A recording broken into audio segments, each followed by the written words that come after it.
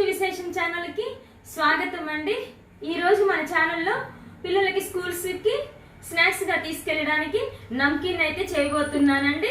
With మసాలాతో సహా దాంట్లో వేసుకోవాల్సిన మసాలాతో సహా చూపించబోతున్నాను। మనం రెసిపీలోకి వెళ్ళే ముందు ఒక చిన్న మాట అండి।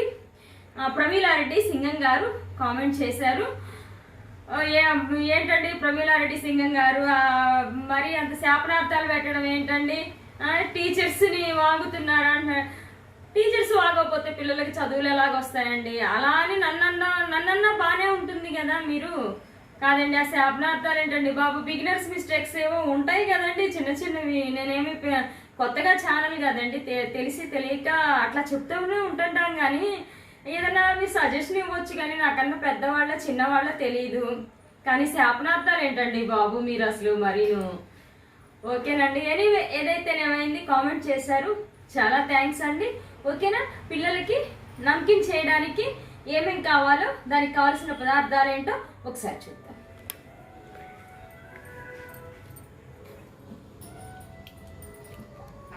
బొంబాయి రవ్వ అండి, అదే మనం ఉప్మా చేసుకుంటాం కదా తెల్ల రవ్వ, బొంబాయి రవ్వ అండి। ఇది లావు రవ్వ అయితేనేమో కొంచెం మిక్సీ వేసుకోండి, లేదు సన్నగా ఉంది అంటే మాత్రం ఇలాగే వాడుకోండి। 1 కప్పు వరిపిండి, అదే బియ్యం పిండి అండి, పచ్చిమిరపకాయ ముక్కలు, జీడిపప్పు, కిస్మిస్, పుట్నాలు, వేయించిన శనగపప్పు, పల్లీలు, వేరుశనగ గుళ్ళు, తగినంత। ఓకేనా అండి, ఇవండి మనకి కావాల్సినవి। మనమైతే మసాలా కావాల్సింది ఈ ప్రిపరేషన్ అంతా అయిపోయిన తర్వాత దానిలో కావాల్సిన మసాలా ఏమేమి కావాలి అనేది మనం తర్వాత ప్రిపేర్ చేసుకుందాము। ఓకేనండి, ఫస్ట్ అయితే ప్రిపరేషన్లోకి తీసుకోవాలండి। మనము ఒక కడాయి లాంటిది పెట్టుకొని, ఇప్పుడు నేను 1 కప్పు మనము బొంబాయి రవ్వ తీసుకున్నాం కదండి, 2 గ్లాసెస్ వాటర్ పడతాయండి మనకి, 2 గ్లాసెస్ వాటర్ పడతాయి। ఇవి 2 గ్లాసెస్ వాటర్ తీసుకున్నాను నేను, మనకి కప్పు బొంబాయి రవ్వ కాబట్టి 2 గ్లాసెస్ వాటర్ పడతాయి। ఇప్పుడు వాటర్ని హీట్ చేసుకుందాము। ఈ నీళ్ళల్లో కొంచెం ఉప్పు వేసుకోవాలండి, సరిపోయినంత, మరి ఎక్కువేమీ అవసరం లేదండి, ఎందుకంటే తర్వాత మనం మసాలాలో వేసుకుంటాం కాబట్టి। కొంచెం ఉప్పు, కొంచెం నూనె। ఇప్పుడు ఈ నీళ్ళని బాగా మనం మరగబెట్టుకుందామండి। నీళ్ళని బాగా మరగబెట్టుకున్న తర్వాత మనం రవ్వ పోసుకుందాం। ఓకేనా అండి, ఇదిగోండి చూడండి, ఈ గ్లాస్తో నేను 2 గ్లాసులు వాటర్ పోసుకున్నానండి। ఈ గ్లాస్తో, ఈ కప్పు రవ్వ అయితే ఈ గ్లాస్తో 2 గ్లాసులు వాటర్ తీసుకున్నాను। ఇదిగోండి, ఇప్పుడైతే మనకి వాటర్ మరిగిపోయింది, బాగా నీళ్లు మరిగిపోయినాయి। మనం ఈ నీళ్ళల్లో చిన్నగా బొంబాయి రవ్వ, అదే ఉప్మా రవ్వని వేసుకోవాలి। ఉండలు వస్తాయండి, నిదానంగా వేసుకోండి। చూడండి, ఇదంతా మనకి దగ్గర పడుతుంది కదా, ఇలా బాగా దగ్గర పడాలండి। ఇది చాలా బాగుంటాయండి, పిల్లలు అయితే చాలా ఇష్టంగా తింటారు। మనకి 1 వీక్ 10 డేస్ అయినా ఉంటాయి, మనము మంచిగా ఎయిర్ టైట్ డబ్బాలో పెట్టేసుకుంటే మనకి 10 డేస్ అయినా 1 వీక్ అయినా చాలా బాగుంటాయండి, పిల్లలు చాలా ఇష్టంగా మా బాబుకి అయితే చాలా ఇష్టం అండి। బయట ఒకసారి డిమార్ట్లో తెచ్చాను, అసలు ముక్క వాసన వచ్చినాయి అండి, అస్సలు బాగాలేవు, పారేయడానికి ప్రాణం అప్పట్లేదు, తిందామంటే పనికి రాకుండా, అందుకని అప్పటి నుండి నేను ఇంట్లోనే ప్రిపేర్ చేస్తాను, ఒకసారి చేసి చూడండి। ఓకేనా, ఇది అయిపోయిందండి। ఇలా మనకి కడాయికి నూనె వేసాం కదా, ఇలా కడాయికి సపరేట్ అయిపోవాలి, ఇది ఇలా కడాయికి సపరేట్ అయిపోవాలి। చూడండి, అంతా సపరేట్ అయిపోయింది, ఇలా అంటుకోకుండా సపరేట్గా అయిపోవాలి।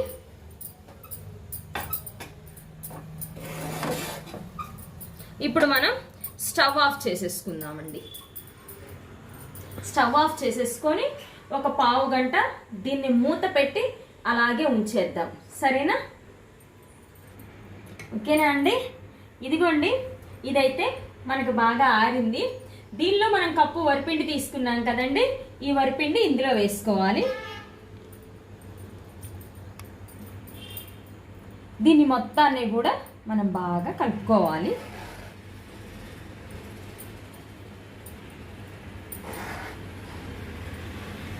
చేత్తో కూడా కలుపుకోవచ్చు అండి, చేత్తో కూడా కలుపుతాను.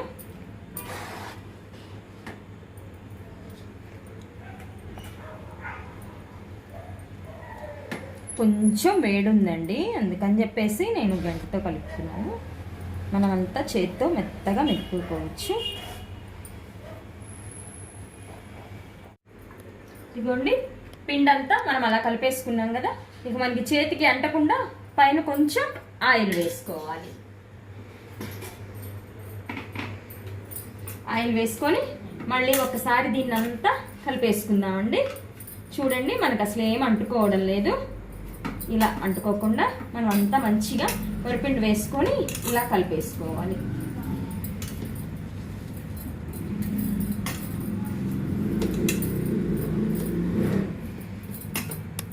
ఇలా ముద్దలాగా కలిపి పక్కన పెట్టేసుకోవాలి.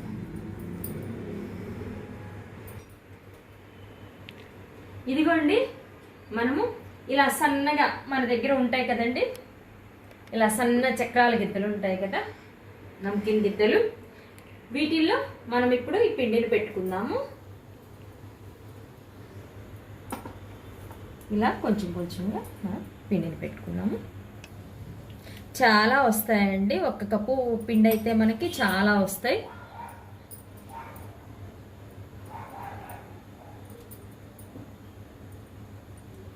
చేతికి ఏదైనా అంటుకున్నట్లుంటే ఆయిల్ కానీ కొంచెం వాటర్ కానీ, వాటర్ అయితే జారవుతుంది, ఆయిల్ అప్లై చేసుకోండి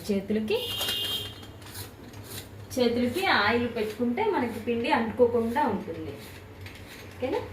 ఇప్పుడైతే కడాయి పెట్టుకొని ఆయిల్ పోసుకున్నాను. చూడండి, కడాయి పెట్టుకొని ఆయిల్ పోసుకున్నాను. ఆయిల్ కాగుతుంది. ఓకేనా అండి? ఓకేనండి. ఇదిగోండి ఇప్పుడైతే మనం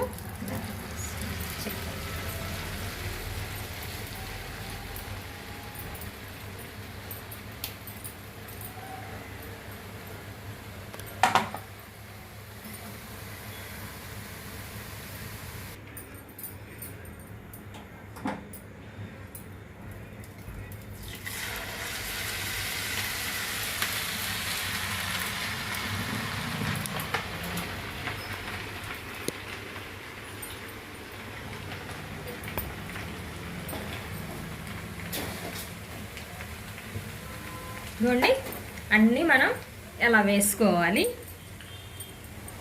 వేసుకోవాలి. చక్రాల్లాగే ఇలా చేసుకోవాలి అన్నీ మనం.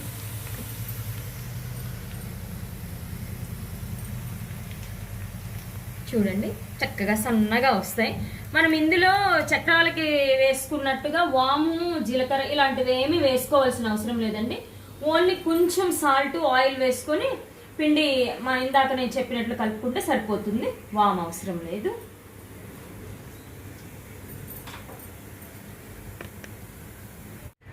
ఇదిగోండి మనం అన్నీ కూడా ఇలా చక్రాల్లాగా చుట్టుకోవాలి.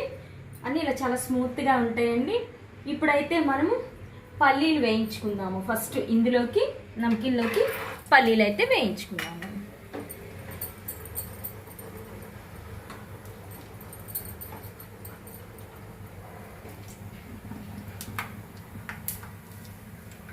చూడండి మనకైతే పల్లీలు చిటపట్లాడిపోయినాయి. కొంచెం దోరగా వేగితే మంచి స్మెల్ వస్తాయండి. పల్లీలు పచ్చిగా ఉంటే అసలు బాగోవు, కాబట్టి ఇలా మనం దోరగా వేయించుకోవాలి. చూడండి మనకైతే పల్లీలు వేగిపోయినాయి.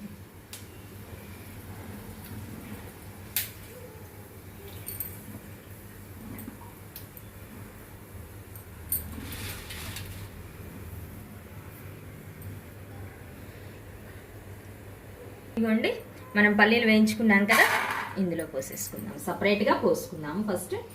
ఇప్పుడు మళ్ళీ పుట్నాలు వేయించుకుందాము, అంటే వేయించిన శనగపప్పు వేయించుకుందాము. పుట్నాలు కూడా మనకి వేగిపోయినాయి బాగా.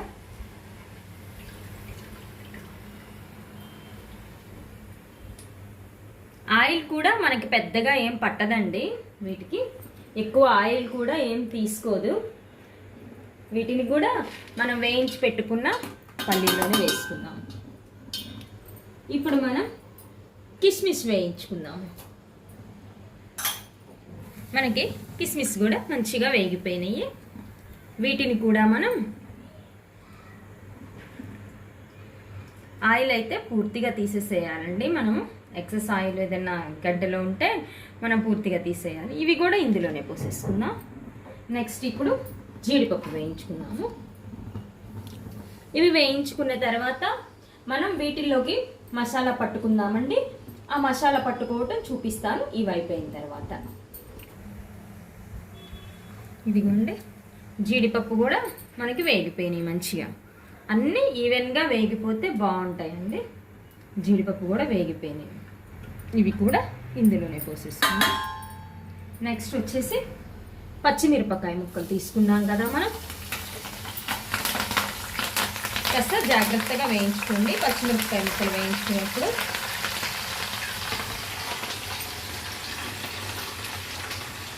చిటపట్లాడి మొహం మీద చిల్లుతాయండి. జాగ్రత్తగా కాస్త దూరంగా ఉండి వేయించుకోండి పచ్చిమిరపకాయ ముక్కలు. మనకి పచ్చిమిరపకాయ ముక్కలు కూడా బాగా వేగిపోవాలండి. కాయ ముక్కలు కూడా మనం ఈవెన్గా వేయించుకోవాలి. చక్కగా ఫ్రై అయ్యే వరకు వేయించుకుందాము. ఇదిగోండి, మనం పచ్చిమిరపకాయలు ఇదిగో ఇలా వేయించుకోవాలి. పచ్చి లేకుండా మొత్తంగా. ఇవైతే ఇప్పుడు మొత్తం డ్రై అయిపోయినాయండి. చూడండి, ఇలా పూర్తిగా డ్రై అయిపోయే వరకు వేయించుకోవాలి. ఇప్పుడు తీసేసుకుందాము.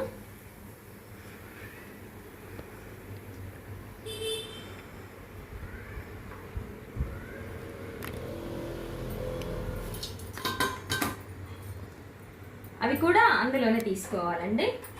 ఇప్పుడైతే మనం కరివేపాకు వేయించుకుందాం.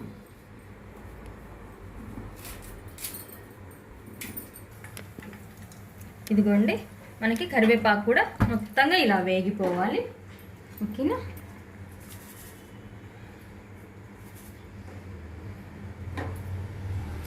స్టవ్ బంద్ చేసేసుకున్నాము. ఇవి పక్కన పెట్టేసుకోవాలి మనం. ఇప్పుడైతే దీనిలోకి నమ్కీన్ మసాలా ఎలా చేసుకోవాలో, ఏమేమి వేసుకోవాలో చూద్దామండి. ఇదిగోండి, ఇది జీలకర్ర పౌడర్. జీలకర్ర పౌడర్ నేను ఫుల్ స్పూన్ తీసుకోలేదండి. జీలకర్ర పౌడర్ హాఫ్ స్పూన్ తీసుకున్నాను. మిరియాలు, మనకి మిరియాలు ఒక 5-6 మిరియాలు అయితే సరిపోతాయి.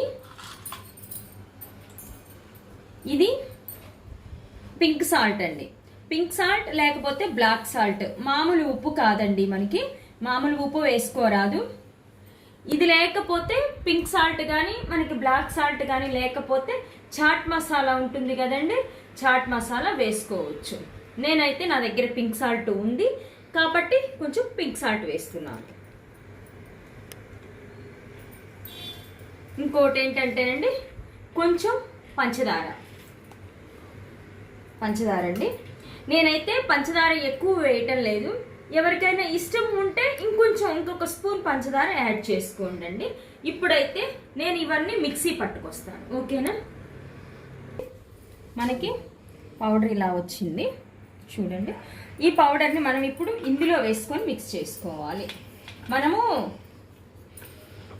పుట్నాలు పల్లీలు అన్నీ వేయించుకున్నాం కదా, ఫస్ట్ అయితే అందులో వేసుకొని అవన్నీ కూడా మనం మిక్స్ చేసుకోవాలి.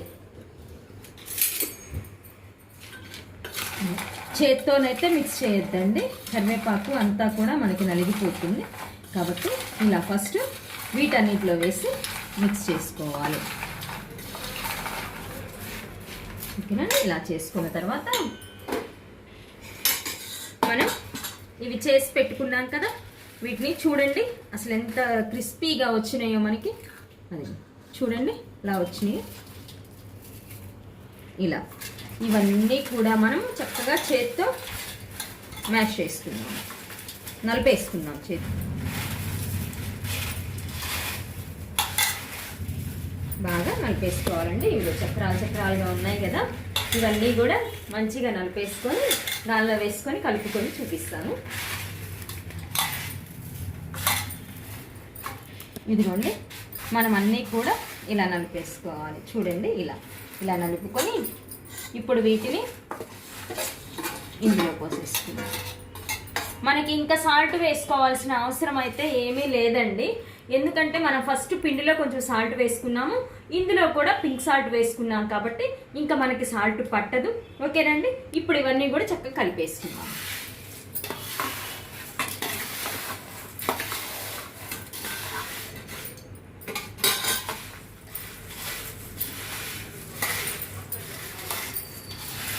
చాలా బాగుంటుందండి టేస్ట్, ఒక్కసారి ట్రై చేసి చూడండి. మనకి షాప్లో కొన్న వాటిలాగే వస్తాయి, అదే టేస్ట్తో అలాగే ఉంటాయి. ఇంకా మనం ఇంట్లో చేసుకున్నాం కాబట్టి ఇంకా హెల్దీగా కూడా ఉంటాయండి.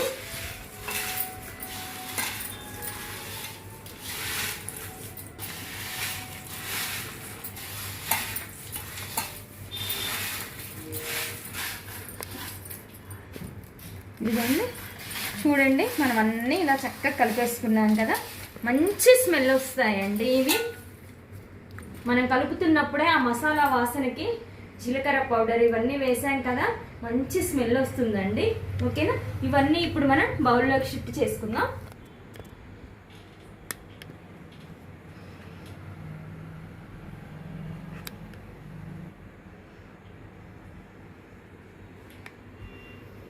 నమ్కిన్ అండి, మనకి పిల్లలకి స్కూల్కి వెళ్ళేటప్పుడు స్నాక్స్గా బాక్సుల్లోకి చాలా బాగుంటుందండి.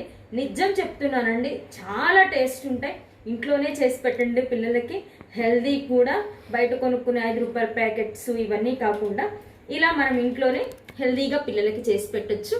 ఓకేనా అండి, చేయటం కూడా మనకి చాలా ఈజీ, ఎంతోసేపు పట్టదండి. మనం అన్నీ కట్ చేసి పెట్టుకుంటే అక్కడ పెట్టుకుంటాం కాబట్టి ఎంతోసేపు పట్టదండి చేయడానికి కూడా. కాబట్టి పిల్లలకి స్నాక్స్ బాక్స్లోకి మీరు కూడా ఈ నమ్కిన్ మసాలా వేసి ఒక్కసారి ట్రై చేసి చూడండి, ఎలా వచ్చిందో కామెంట్స్లోనైతే చెప్పండి. ఓకేనా అండి, మీకు నచ్చితే లైక్, షేర్, సబ్స్క్రైబ్. బాయ్.